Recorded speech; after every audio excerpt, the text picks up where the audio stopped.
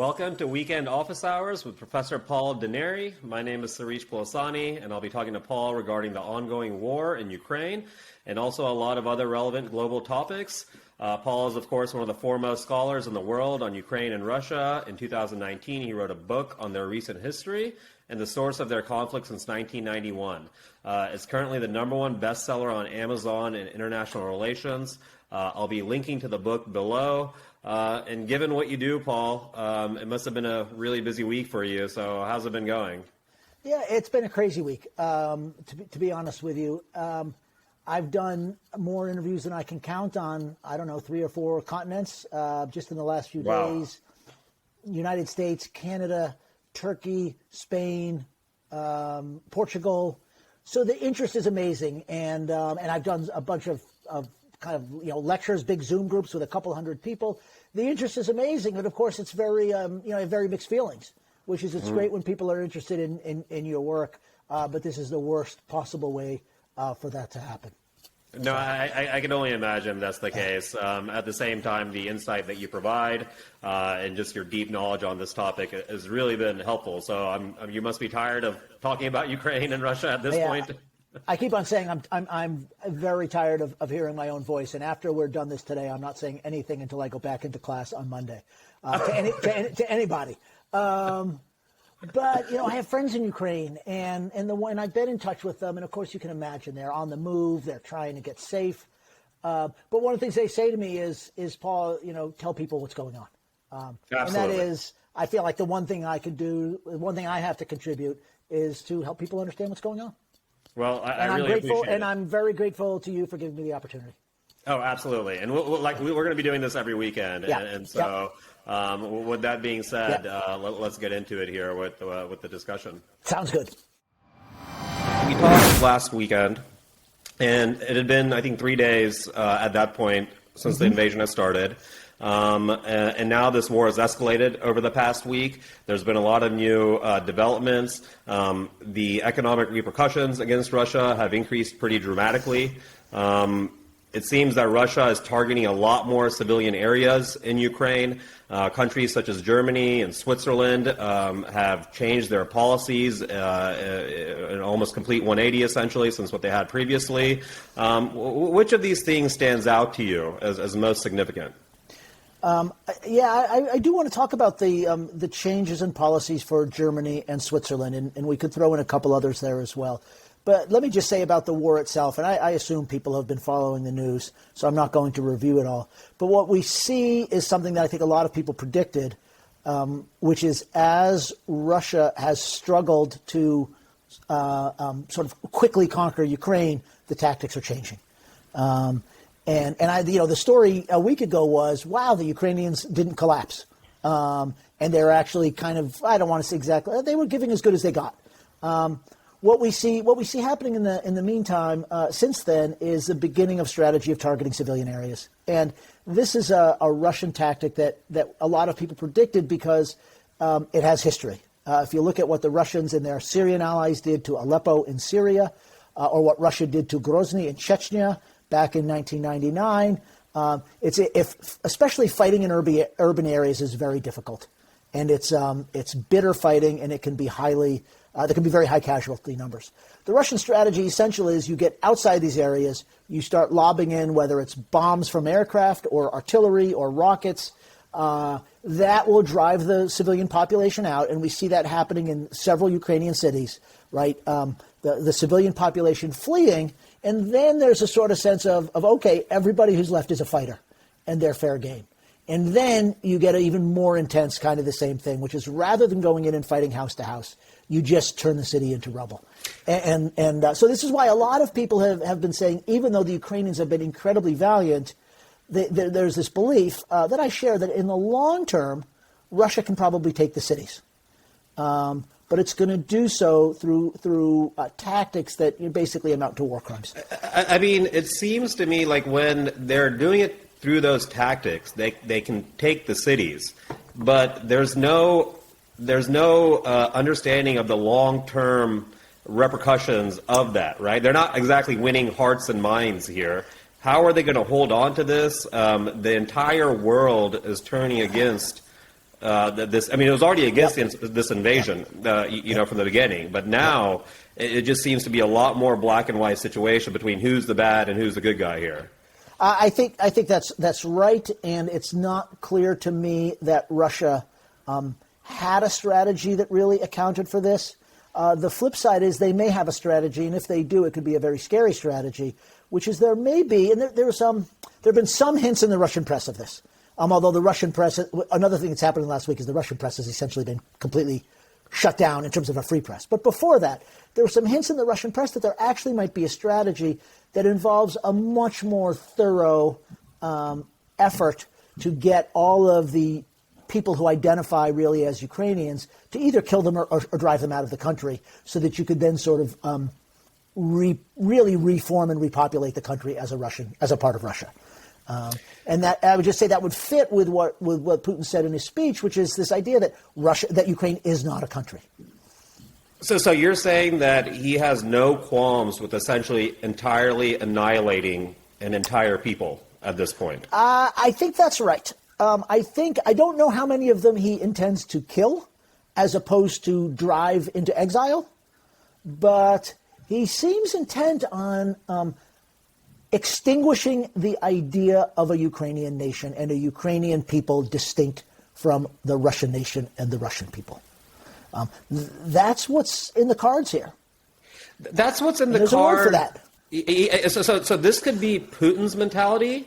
Yep. It's hard for me to imagine this is going to have any type of support in Russia, though, right? With the Russian people. So how are they going to view this? I think that's right. I think that Putin, in the level of violence he's applied and in the far-reachingness of some of these goals, I think he's way out ahead of the Russian people and actually ahead of most of the Russian elite. But and that is one of the reasons why he's increasingly controlling what kind of information people get. And so let's take the average Russian for beginners, right? There's two questions, which is, do you really know the extent of what's going on? And have you believed this stuff about, he's getting rid of fascists and so on? And are you brave enough to do something about it in a situation where basically even reporting true things about the war that the government defines as misinformation will now get you 15 years in jail? They just passed a sort of a new law. And same thing for the elite, which is, even if you hate this, even if you think this is terrible, do you want to cross Putin at this point? I think we'll see over time. We'll see over time. So at this point, Russia, they've shut down so much more media. I mean, in fact, a lot of Western media and companies have entirely pulled out of Russia. That's right. There's probably a lot more propaganda that we probably don't even understand how they're viewing things at this point. Is it pretty much a totalitarian state at this point? That's a great question, and I think that as much as we've been focused on Ukraine, and we should be focused on Ukraine, and I also want to talk about Germany and Switzerland, but this conflict has already dramatically changed Russia. The Putin regime, 6 weeks ago, or 2 weeks ago, it was a nasty regime. It was a regime that was certainly willing to use violence, but it did so with limits and sporadically in a very calculated way. And while there wasn't what we would call a free press in Russia, there were some media outlets that were still allowed to operate that were sometimes critical of the government, right? You didn't necessarily have to be for Putin. You just couldn't be against Putin. And now that's narrowed down. And the best symbol of that is this radio station called Echo of Moscow, Echo Moskvy, which was formed right after the collapse of the Soviet Union. And it wasn't anti-Putin, but it was independent. And it was reporting accurately about what was going on in Ukraine. And so after 30-something years, right, shut down. And so basically now they're not merely putting some bounds on what's allowed to be said. They're completely controlling what's said. Shutting down social media, shutting down Facebook, the whole bit. So Russia's starting to look a lot more like the Soviet Union did. Is that sustainable in this day and age? Maybe in the Soviet era, it was possible to have this level of control, but it seems like in this day and age, with the communications technology, with what the rest of the world looks like, it might work in North Korea or something like that. How does it work in Russia, in a country as big as Russia? I think it's a good question. I don't think it does work, but I think there's a sense in which it doesn't have to work perfectly, right? You can live with 10 or 15% of the people, and it might be even fewer than that, maybe it's 5%. People in the cities, people with outward orientations who are going to go through the trouble to find a VPN, to break through and to find some sources from outside. But for the vast majority of people who just switch on the TV in the evening and watch the news, they're going to be getting what you want them to get. You brought up that what you essentially brought up is there's a potential genocide taking place. It's a powerful word to use, and it's a word that shouldn't be thrown around lightly. And so, when I say this, I say I'm not using it lightly. But that is what this is starting to look like, and I want to be clear: not the sense that he's going to kill all of the Ukrainians the way that Hitler tried to kill all the Jews of Europe, or that under Stalin, right, 5 million Ukrainians were killed, at least partly intentionally. But what I do think he wants to do is get rid of anybody who holds those ideas from being in Ukraine. And so if he's not going to try to kill the people, he's trying to get rid of the nation as a nation.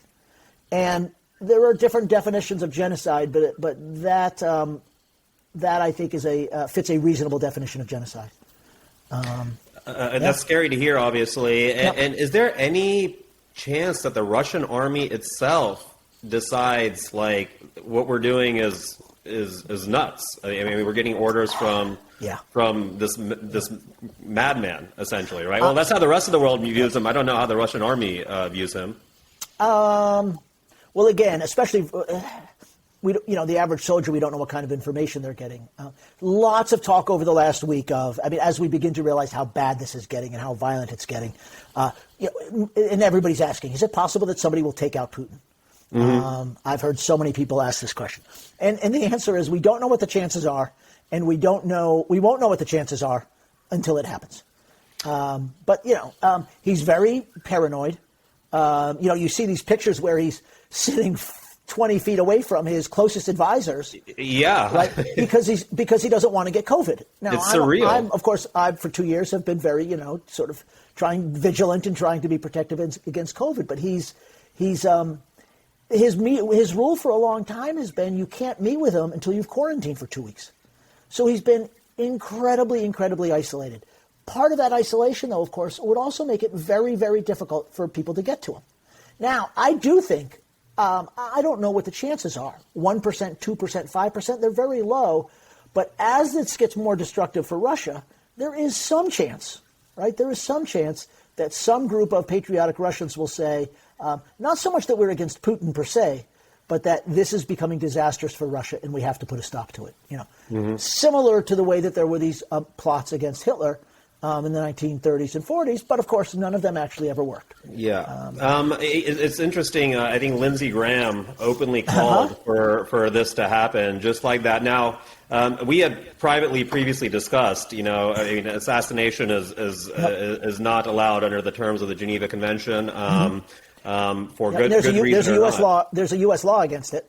Yes, and it doesn't really make sense to me that a government official would want to provoke Russia in that way, even if we're maybe secretly hoping for it. So, it seems to be a little bit not well thought out. That being said, I do want to talk about Putin some more, just because, whether or not, some conflict would have happened without him, at this point, the escalation of this and all these events to come seem to be very much due to his psychology, essentially. And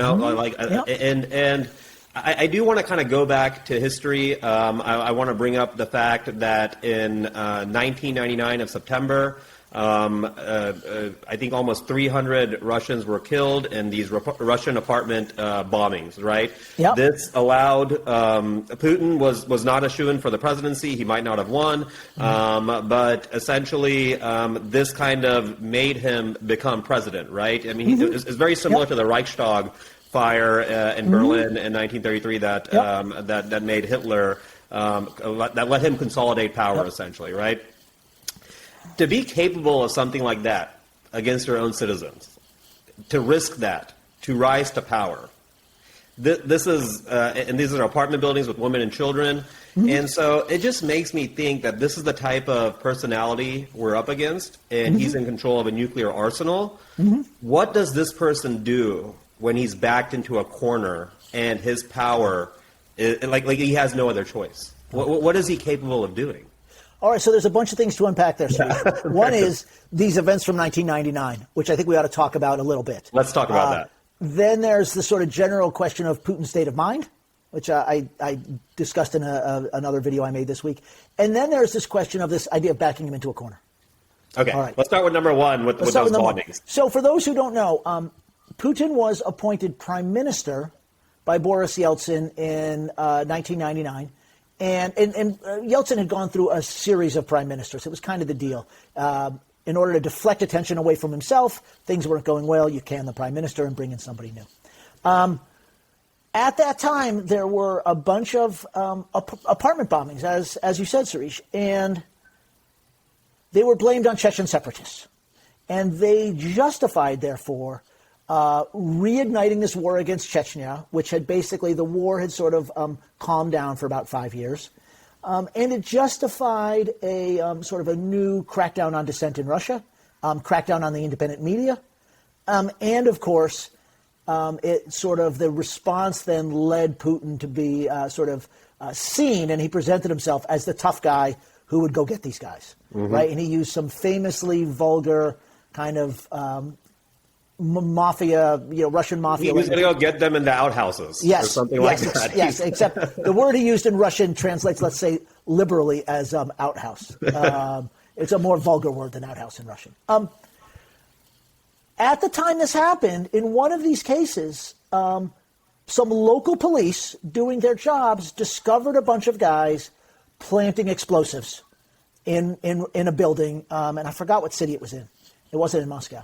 And when they went and dealt with it, and of course the people took off and so on and so forth, and it was discovered that the license plates on the cars of the people who were putting these bags of hexane, an explosive, into this apartment building, the license plates were actually license plates that were cars that belonged to the security services, the successor to the KGB.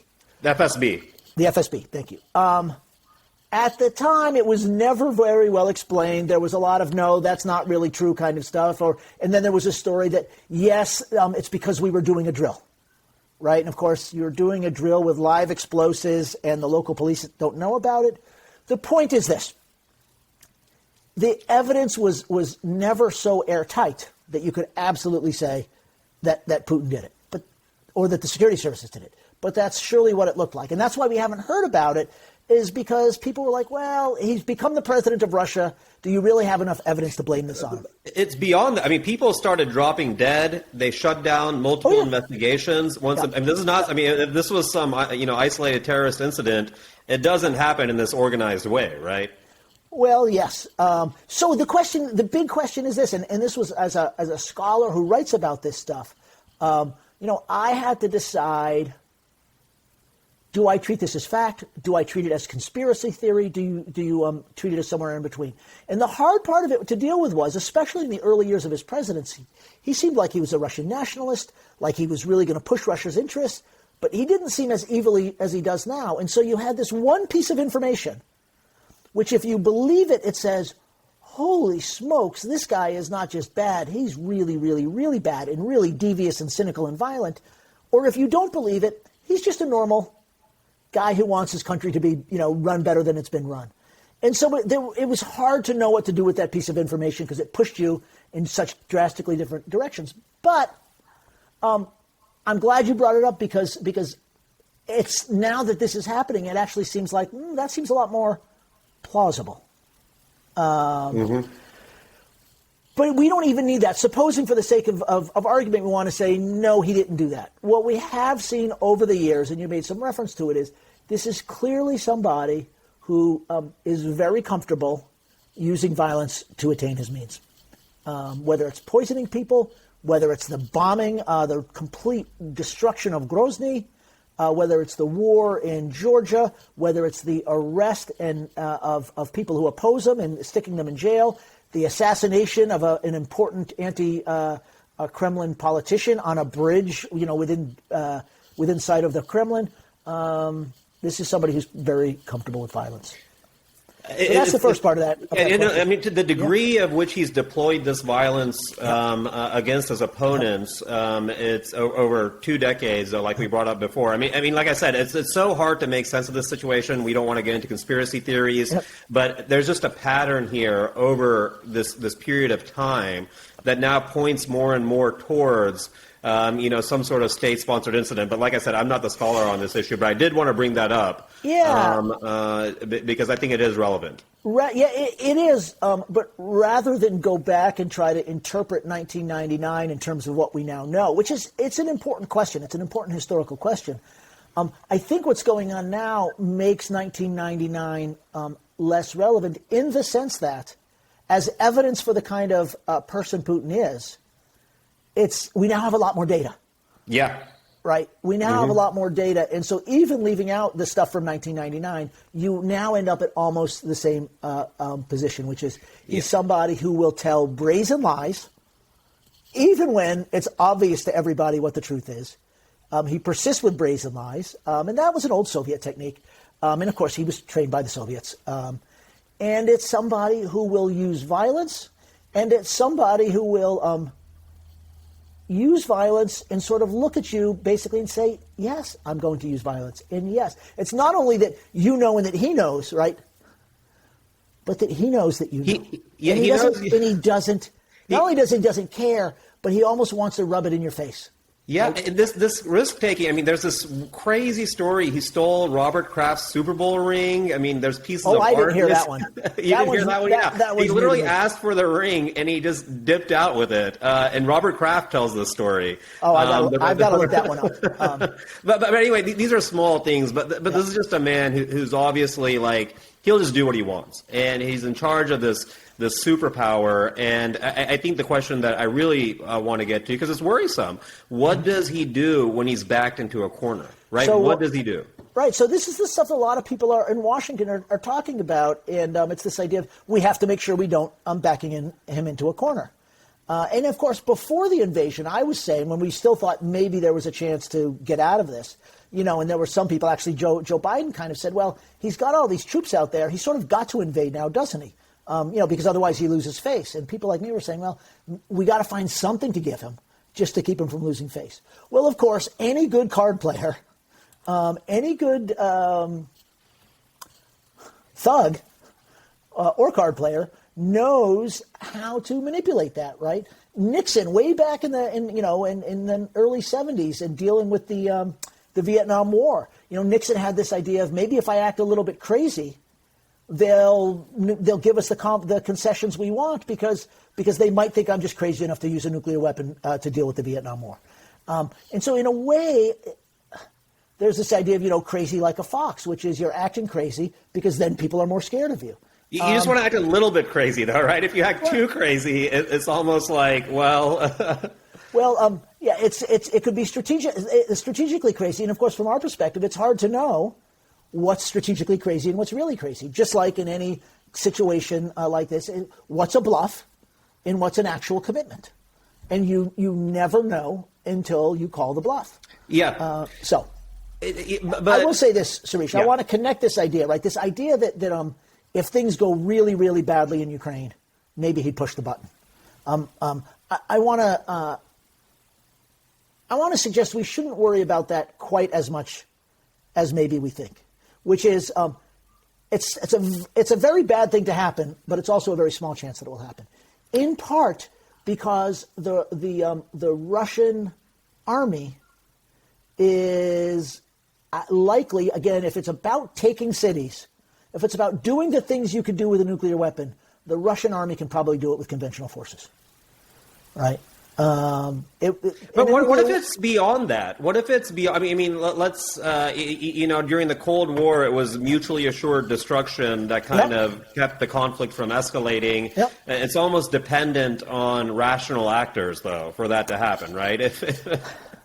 So yes and no, because here's the weird thing. So there's, again, shelves full of books on this stuff going back to the Cold War, and we're going to be dusting some of those books off now. But there was this great strategist who always said that the nuclear threat was the threat that leaves something to chance. And the reason is that if you perfectly understand what the threat is, then it actually becomes easier to use nuclear weapons, not harder. So let me explain. The idea is this, right? So, and this was a scenario that got a lot of attention in the 70s in particular, and then into the 80s. Supposing the Soviets launch, let's just say, a preemptive nuclear strike at the United States, right? And all they do is they take out basically all of our nuclear missile sites, right? Our ballistic missile sites. So they've killed some people, but the vast majority of the American population is still alive, right? Would the United States retaliate? And the argument was it would be irrational to retaliate, right? Because at the point, let's just imagine, okay, now we've lost a couple of bases. There's a big one in North Dakota. There's a big one in Missouri, some other places.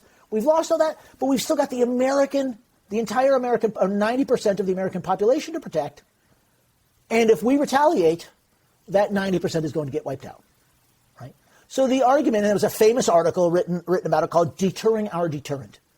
And the idea was they could attack, and it would still be then irrational for us to attack back. And in fact, that's always true of a nuclear strike. Yeah. Right? So I heard Kennedy even said, I'd rather be red than dead, essentially. Right, and this was always the phrase. And a lot of other people said, I'd rather be dead than red. The point that I'm getting at is nuclear retaliation is almost always irrational, but that doesn't mean we wouldn't do it. And in fact, the fact that we might do it, even in a situation where it might be irrational, is what keeps it from being rational for them to launch their first strike in the first place. Mm-hmm. So they're always, the point is this, and the same with a poker game, right? If everybody is perfectly rational, you can manipulate them. Mm-hmm. And so you've got to keep this element of irrationality in the mix for it to be irrational for them to strike first. So and for those, I don't know if any of your viewers are into game theory, but in a way, this is what mixed strategy game theory does, which is you throw in a random element so that the other side won't know what you're doing.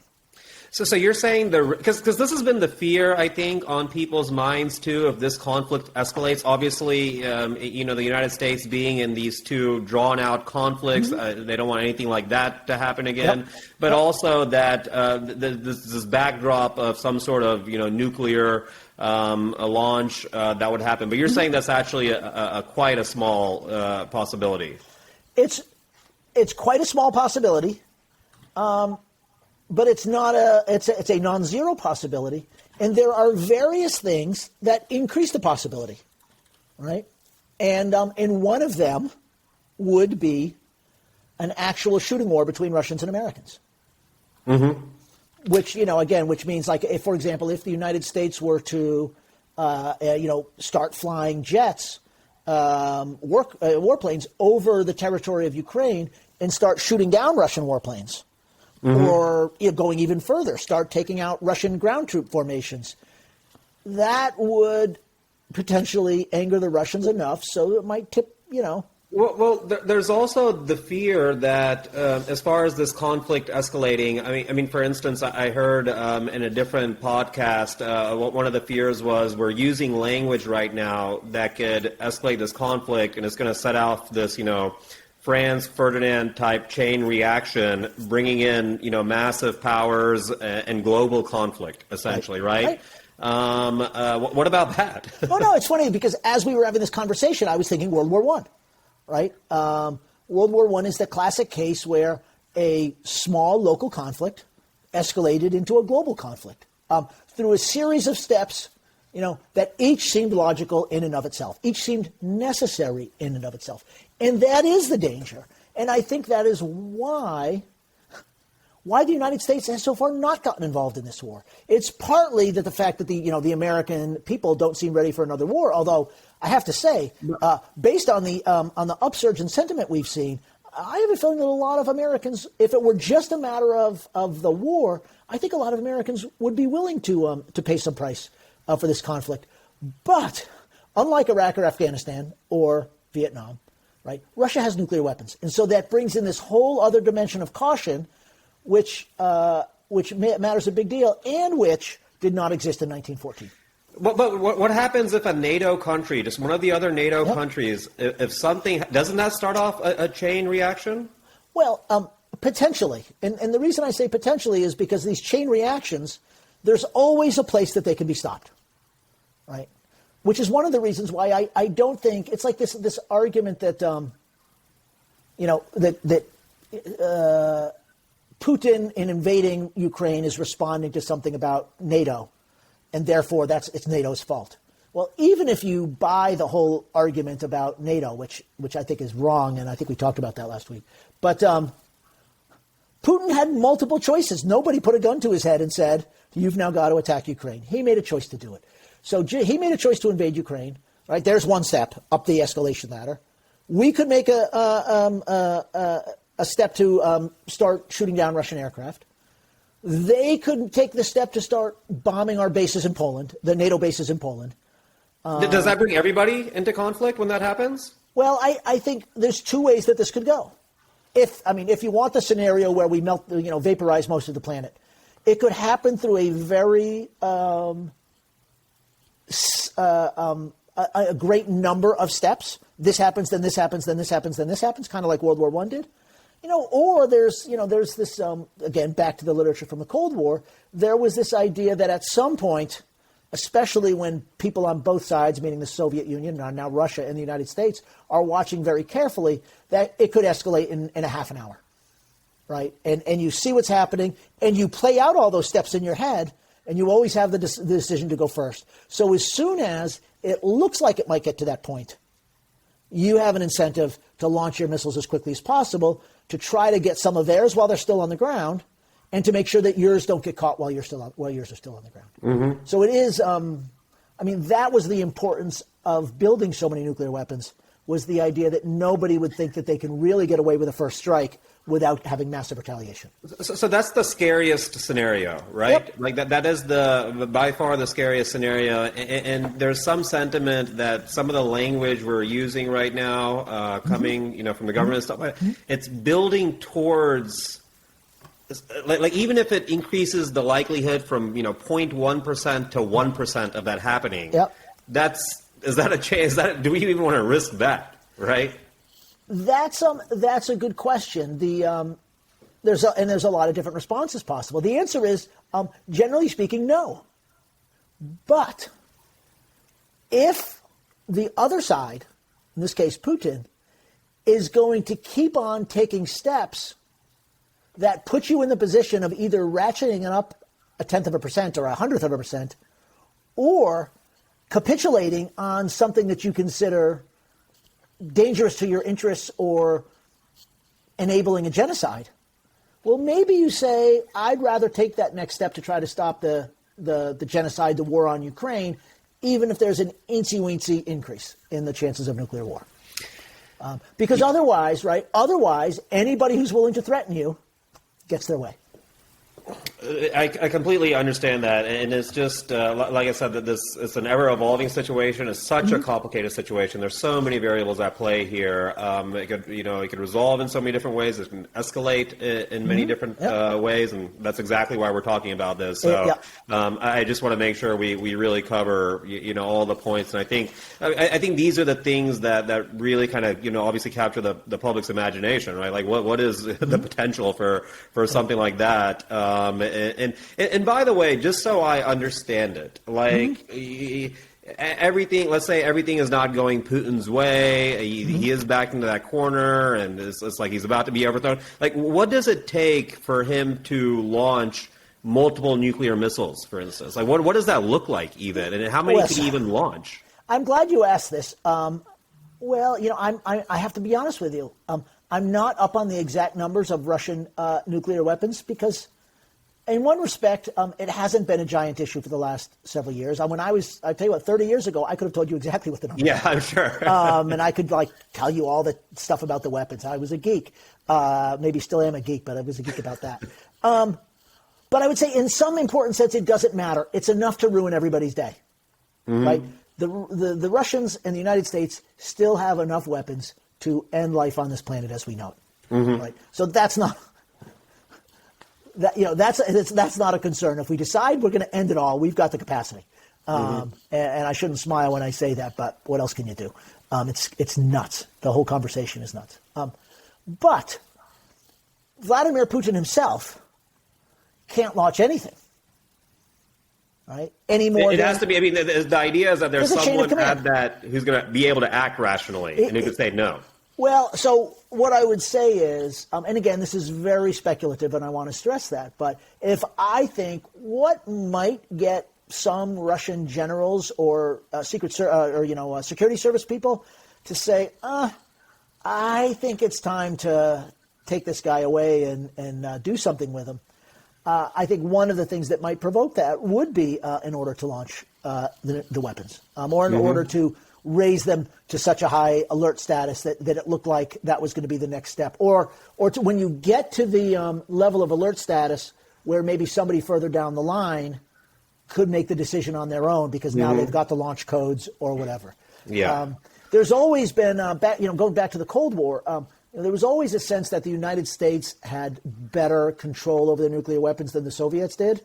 And we actually, in the early days of the post-Cold War era, the United States spent a lot of money and used a lot of our best experts actually to help the Russian government get better technical control over the weapons. The technology of what are called permissive action links. Yeah. To prevent unauthorized launches. You brought up there could be people around Putin that could potentially do something. I mean, Stalin was obviously famous for his purges. He pretty much, any sort of opposition was just taken out, right? To the point where there was probably just completely surrounded by yes men, people who had no doubt. Was that even a possibility when you have that level of purging? I mean, is there anyone even capable of doing that? And I assume that's not the level where Putin is at this point, what Stalin was doing. No, I mean, the difference between Putin and Stalin was when you fell out of Stalin's favor, you tended to be killed in pretty short order. Right? Putin has killed some of his enemies, but the people closest to him, he's moved them off into other jobs or let them go their own way. He hasn't had them killed. He's just sidelined them. But Khrushchev experienced what was basically a soft coup attempt in 1957 that he was able to use his allies in the military to push back. But then Khrushchev was ousted as a result of a palace coup in 1964. He wasn't killed. He was allowed to go into retirement. And then, of course, there was the coup against Gorbachev in 1991, which also didn't succeed. But, in both cases, a very highly regimented system, lots and lots of security, but still the possibility of a coup. By the way, can I digress for a moment? Absolutely, yeah. So Stalin died in 1953. There was actually a period of succession. There were sort of two different figures who were competing for authority after Stalin died, a guy named Malenkov and a guy named Khrushchev, who became the guy who ran Russia. I don't want to dig too far into that. I only want to say that there's a movie about it called The Death of Stalin. You've told me about this before. With a fantastic cast of people, and anybody who hasn't seen that movie should go find it wherever they get their movies. That's on my list. It's got Steve Buscemi plays Khrushchev. Jeffrey Tambor plays, I think he plays Malenkov. Who plays Stalin again? I forgot the... it's an English actor who's kind of, I think, slightly less famous. Jason Isaacs, who played Draco Malfoy's father with the blonde hair and all those Harry Potter movies, he plays General Zhukov. who the World War II hero and the chief of the army, and he's hilarious. Yeah, I know that movie got great reviews, and you've recommended it. I need to watch it. It's funny because it gets the basic historical events, it gets quite right. But, of course, it throws in all of this dialogue that is entirely made up, and it's hilarious to the point where it was banned in Russia. Yeah, wow. So, I'm just going back to the fact of who's there to be able to stop, or at least incentivize Putin to change direction, or actually just directly stop him.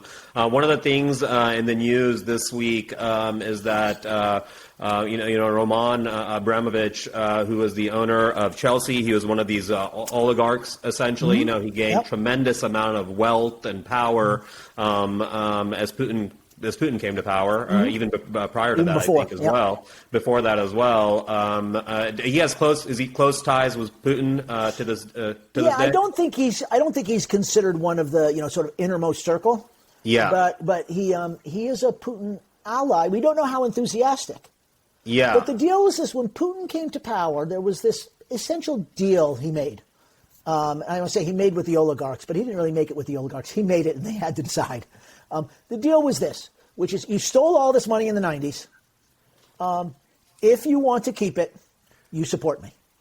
Support and give him a cut of that money potentially, right? Like he's hoarded wealth. Yeah. He's a lot of people. We don't know, of course, but a lot of people argue that he's actually that Putin's actually the wealthiest man in the world because basically he's been taking a skim off of every single thing in the Russian economy. Mm-hmm. It's important. Again, we're digressing, but the Russian government and economy, in some important respects, is basically a gigantic organized crime racket with Putin at the top of it. Yeah. So the deal was, as long as you keep your mouth shut about politics, support my party when I tell you to, give me my cut, you're fine. But if you don't do those things, right, you're going to have problems. And the famous example of that was a guy named Mikhail Khodorkovsky, but there were some others. There was a guy named Boris Berezovsky, who actually was one of the people who had helped Putin come to power. In the case of, boy, I'm not forgetting his name since I just said it, but Mikhail Khodorkovsky, he founded a party. He founded a political party and was going to compete in elections. And he got arrested on tax fraud or something like this. And the oil company that he was the majority shareholder of basically got renationalized and sold to people who were supportive of Putin, and he spent, I don't remember exactly how many years, but in a Siberian prison camp. I just read about it. So he spent 10 years. I mean, he was the richest man in Russia. He owned that oil company, and he had to spend 10 years in a Siberian prison because of and he was actually talking about corruption amongst the government and business people and stuff like that. And so this is a major thing, and I like how you put it as essentially a massive. It's the largest organized crime taking place on this planet at this point is what's happening in Russia, right? Yep. And I want to be clear. We shouldn't be too sympathetic for people like Khodorkovsky and Berezovsky. They stole vast amounts of wealth in a country where the people were astonishingly poor. And in some cases, I mean, obviously there was a lot of illegality involved in it. In some cases, there was even violence involved in it. Mm-hmm. And the model is, right, it's a great model. It's a great way to run a state as an organized crime racket, which is the only way to really get ahead is to break some rules. And what that means then is the government, right, everybody who's made money has broken the rules, which means that anybody who has money is subject to being arrested at any point in time. Mm-hmm. And so they've got files on everybody. And as long as you're doing what you should do, you're okay. But if not, they then come and prosecute you. And in many cases, in the case of Khodorkovsky, I don't think the charges were exactly trumped up. I just think they would never have been relevant if he had done what they wanted. Yeah. And the point I was also trying to make here, because it's just such a fascinating, it's sad and just quite fascinating, the events that have taken place. But going back to Ambramovich, and he owns one of the wealthiest football clubs worldwide, right? Chelsea is worth like over $3 billion. I think it was my brother who described it as his baby. He's fostered this club over the past since 2003, and now he's had to put it up for sale, essentially. And he's doing that because of the fear of it being just taken away from him through the sanctions and everything else. And this is happening I think across the board to multiple oligarchs, multiple billionaires who have gotten rich because of Putin. And so this is having all these, a chain reaction of different events for Putin's economic circle, essentially. So there's a potential, and we talked about this a little bit last time we spoke, but there's a potential for these people to have some sort of influence on Putin's decision making. Well, we will see. I think each of these people now has a decision to make. Which is they're either going to sort of lose control of whatever they have in Russia, take whatever money they've put away in the West, try live on that. In many cases, it's billions of dollars, and denounce Putin, or they're going to risk at least their assets in the West. Even if they do that, their assets in the West are potentially at risk now, because after 30 years of looking the other way, while these guys brought their looted revenue into our banking systems and so on, after 30 years of looking the other way, people are finally potentially going to do something about this. And to the extent that happens, you might say, well, I've got to now make my way in Russia. That actually, in some respects, makes them more dependent on Putin, not less. But it also gives them a really powerful interest in getting this war to stop as soon as possible, so they can get back to kind of doing what they were doing before. How much leverage do they have to maybe? I don't think they have any influence at all on what Putin does in this war. Putin is in, right? He's in for a penny. He's in for a pound. He's not going to be dissuaded by some oligarch. If we could say, because. What is his inner circle? Does he have a close advisor? Is he relying on, like in China, for instance, Chairman Xi has a circle of people, that influence decision-making policy and stuff like that. Is that happening in Russia, or is it just completely him? He does, and you can see it in some of these meetings that he's held. It's become narrower and narrower and narrower over time. So, there are those, of course, I'm not on the inside, but people who talk to people who talk to people who talk to people who seem to know, right, what they're talking about is, some people say he doesn't really talk to anybody, especially since COVID started, that he really doesn't talk to anybody other than his bodyguards. But I think beyond that, he does, I think, still talk to the head of the defense ministry, the heads of the security services, and so on. But it's a very narrow group of people. And as we saw in the video of a meeting, when they were discussing just recognizing the independence of Donetsk and Luhansk Oblast, he dressed these people down mercilessly, made them, just humiliated them, sort of on Russian and global TV, and so it's clear that they do not feel, right, at least as what we're being shown, they don't feel that they can tell him things that he doesn't want to hear. Yeah. Now, maybe that was 100% an act, although looking at that guy's face, he's a very good actor because he looked like he was freaked out. I don't think it was an act. Exactly. So, okay, well, maybe when the cameras aren't on, they have very open discussions and people say, Vladimir Vladimirovich, that's a really terrible idea because here's what's going to happen. It's hard to imagine that that's happening. It's also the case that in different ways, some of those actors may politically or even financially have a lot to gain from this war. Right? If you own an arms company in Russia, if you own an oil concern in Russia, global price of oil is spiking. Arms are going to be in demand in Russia as the government has to grab up more stuff. The security services are now more important than Russia as he tries to tamp down dissent. So all of those actors who might be the ones who could either speak truth to him or could probably take him out might have an increased incentive to back him because this is probably expanding their power and their reach over the Russian economy. Mm-hmm. So I'm not super optimistic about the coup.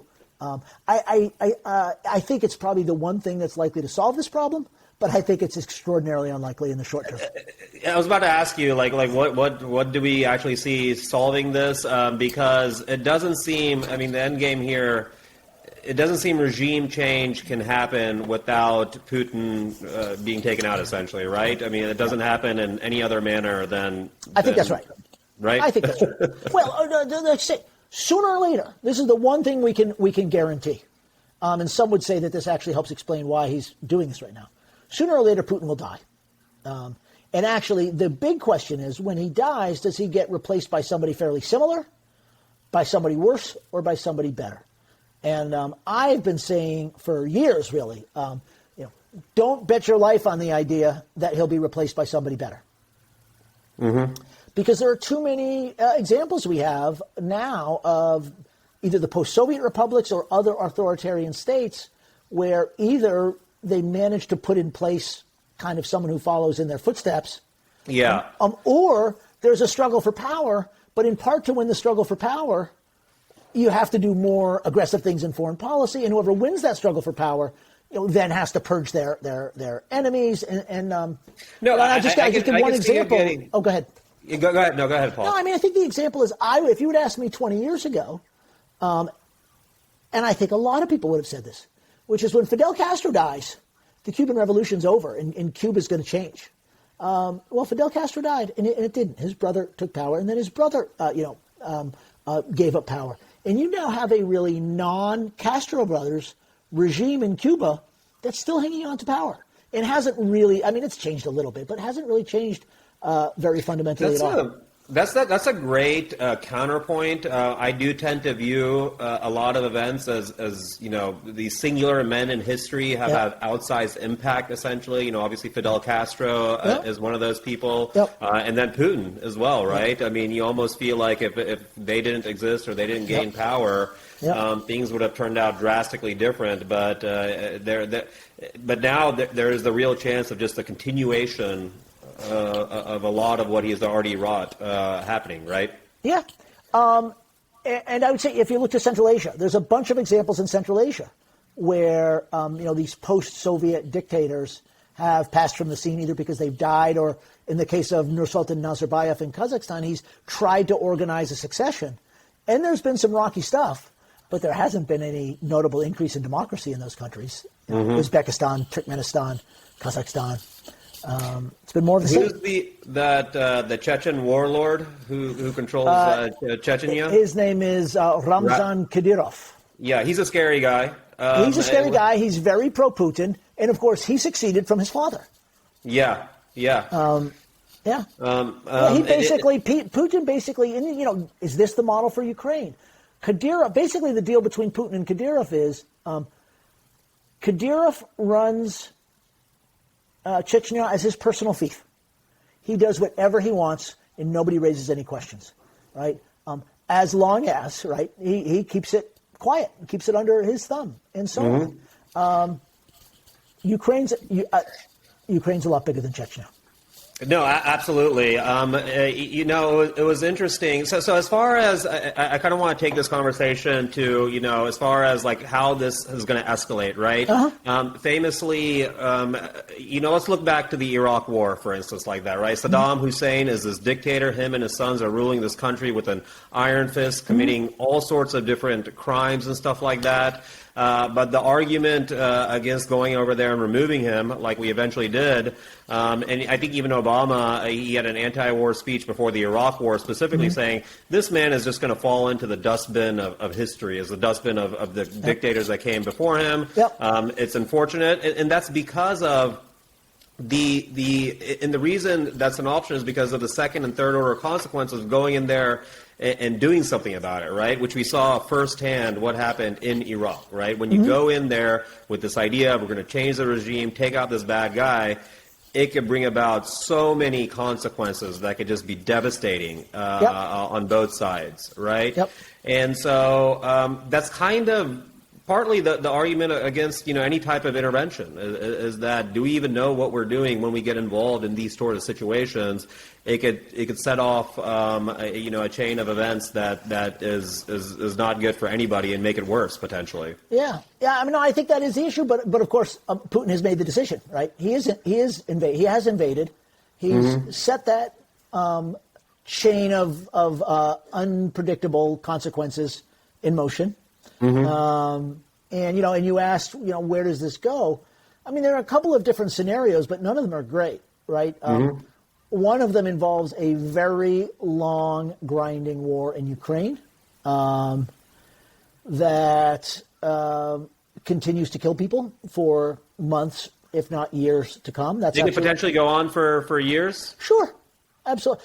It could go on for years. Russia has a big economy, right? It can sustain some level of this for a while. Like, would it be against resistance fighters? I mean, would it be like the Afghanistan? So I think that's the interesting. I think that's the interesting question. We'll have to see how things go. One can imagine a scenario, right? One can also imagine a scenario in which this phase of the war could be over in a couple of weeks or a couple of months in terms of the Ukrainian army as an army to like have a forces go fight against on a front.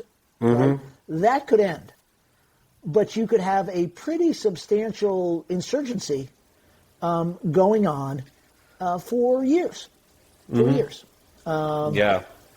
It seems right now that at least the messaging is on the side of the Ukrainians and stuff like that. They have a strong leader in place. I think the storyline is he survived multiple, assassination attempts. But it seems like the world really is kind of now on one side, and it's getting even more and more on that side. And who knows where it's going to go from here? Any other things that you think are going to, what is the potential over the next, week, 2 weeks? If any opinions that you have that might be playing out? I think a lot is going to depend on how quickly the West, just to take it as a thing, how quickly and how effectively can the West set up sustainable, substantial lines of support, logistical support to the Ukrainian armed forces and what might become the Ukrainian insurgency. And that's taking place already. It's taking place, but this, sort of a sustainable scale. More, ammunition has got to be going in. Medicine's got to be going in. Food's got to be going in. All this stuff has to be going in, when a lot of the normal logistics, the shipping, the normal logistics are going to be broken. So we have a lot of people with experience in this stuff. But I think one of the things that if I were the Russians, I would be a little bit more urgent about is I would want to get this first phase of the war finished, like where you're really fighting against the Ukrainian army dug into cities. I would want to get that finished before the resupply effort really gets cooking. Because it's not over when it comes to that, right? I mean, there's that's just right. great, but yeah, I mean, that's right, and that's where you're going to begin to see, I think, potentially some interesting stuff, which is, if I were the Russians, I would want to, begin to identify those resupply routes and start bombing them. And then if I were the Ukrainians and their supporters in the West, I would want to begin to use that as an opportunity to start shooting down Russian aircraft. And so on, and so on, and so on. Eventually, one of the dilemmas the United States had in Afghanistan in particular was that the fighters from Afghanistan would flow back and forth across the border with Pakistan. And we really didn't want to bomb Pakistan. Maybe a little bit along the border. Same issue the United States had with Cambodia in the Vietnam War, although eventually we did bomb Cambodia and it was horrible and disastrous. The version of Pakistan and Cambodia in this conflict is Poland, Slovakia, Hungary. They're all NATO members.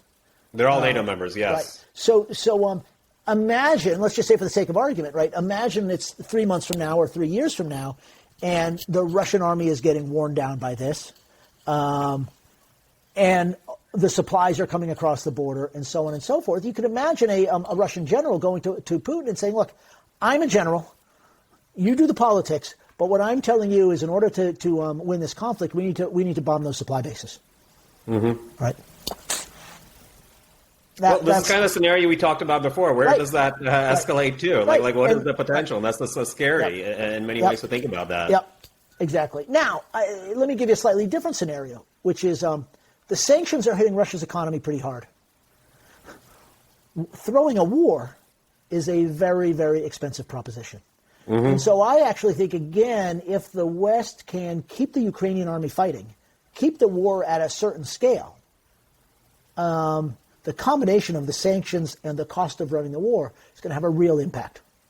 It has an impact, but what does Putin do though? Like what can he possibly do to save face? Well, I think this is an interesting point. Well, what could he do to save face? I've already seen some proposals for peace treaties, which right now I don't think either side would accept.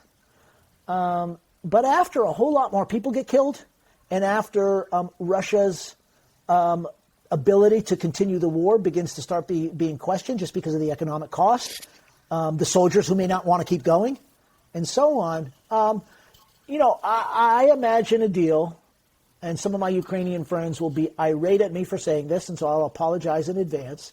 But I imagine a deal in which Russia gets to keep Crimea and Donbass. Ukraine pledges some sort of neutrality, and the Russians go home and declare victory. Yeah. Now, you might reasonably say, wait a second, that's a deal that we could have reached 6 weeks ago. And the answer is maybe, maybe not. There has to be concessions. But it's always the case. Sides. Yeah, it's always the case that whatever deal a war ends with could have been achieved before the war started, and you could have just skipped the war and gotten to the same point, right? But one of the purposes of war, right, and I'm getting into the theoretical literature now, one of the things that war does is it reduces the uncertainty about who would win the war. Mm-hmm. And it is, and that actually plays the function of getting the sides to accept settlements that before they knew who would win the war, they might not have been willing to accept. Mm-hmm. And it's a terrible way to do it because, of course, people are getting killed. Yes. Terrible, Well, Paul, I mean, this is obviously fascinating. We're going to continue these discussions on a weekly basis. I love talking to you. I love learning so many new things like this, and I really want to kind of, bring it into the broader topics of history as well. Go over things that people might be, even things like NATO, for instance, like that, right? I think a lot of people, especially the younger generation, are really learning a lot about these alliances and everything that, why was NATO formed and all these things, and what are the implications of that? And so I think there's just so many topics we could go into. So next week, maybe next week we do something on why was NATO formed? What was the deal about it enlarging, and what kind of promises were and were not made? I would love to do that. That'd be great. Okay. Yeah, anybody who's watching this, I would love for them to even put in the comments any questions that they have. There are topics. Crowdsource some other opinions, and also I'm Indian as well, and we've been talking about this topic from a very kind of American-centric, Eurocentric perspective. But it has, implications for everybody worldwide, and I want to hear some, how does it affect India? For instance, like that, right? It's a fascinating question. And maybe before we wind up, I can say one thing that really does need to be said, which is there are a lot of other conflicts in the world, and there are a lot of other refugees in the world, and the care that people are showing, the support people are showing for Ukrainian refugees, I think has been amazing, and I hope it keeps up. I hope we can now and in the future extend some of that to the many other millions of refugees from other conflicts around the world as well. 100%. Trevor Noah brought up that point, and I think it was a great point recently. But in many ways, the commentators in the media are kind of framing this as a very, very different sort of conflict than how they've framed, conflicts that might take place in Africa or the Middle East. But the bottom line is, we are one human species. A refugee is a refugee, and we should take the same care for all people, essentially, right? Hear, hear. We'll end on that note, Paul. Thank you so much for joining me again. And like I said, we're going to be doing this every weekend. It's weekend office hours with Professor Paul Denary. So any questions, ask in the comments, and we'll continue these discussions. Thank you so much, Paul. Thank you. It's always great to talk with you. Awesome.